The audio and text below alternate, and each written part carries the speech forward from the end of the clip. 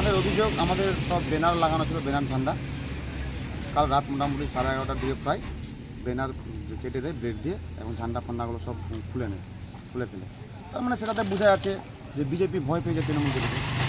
বুঝতে পারছে যে পায়ের নিচে মাঠে সরে যাচ্ছে। যে অভিষেক ব্যানার্জি বলেছে যে 50টাও সিট পাবে না, সেটা প্রমাণ হয়ে যাচ্ছে। তাই অভিষেক ব্যানার্জির ছবিটাকে কেটে দেওয়া হয়েছে। পরে কিচ্ছু হবে না। আমরা পুলিশ প্রশাসনকে জানাবো, পুলিশ প্রশাসন যদি অ্যাকশন না নেয় তাহলে আমরা গ্রামে গ্রামে প্রায় টায়ার জ্বালিয়ে বিক্ষোভ আন্দোলন করব। এই কাজে কারা যুক্ত আছে আমরা সবই জানি। 4 তারিখের পর এদের সব খবর নেওয়া যাবে। আমাদের কি খেয়ে দিয়ে কাজ নাই যে আমরা পোস্টার ছিঁড়তে পাবো?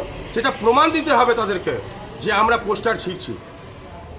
আমরা নিজেদের কাজ 365 দিন 24 ঘন্টা মানুষের সাথে, মানুষের পাশে থেকে করে থাকি, এবং মানুষকে বোঝাবার চেষ্টা করছি যে হারমাদ বাহিনী এই তৃণমূল কংগ্রেসকে বিতাড়িত করতেই হবে।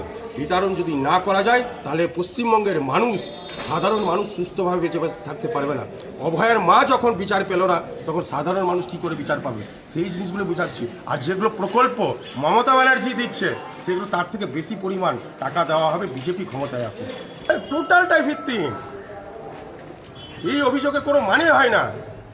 তাদের কাছে খেয়ে দিয়ে কাজ নাই বলে এইসব অভিযোগ করে বেড়াচ্ছে।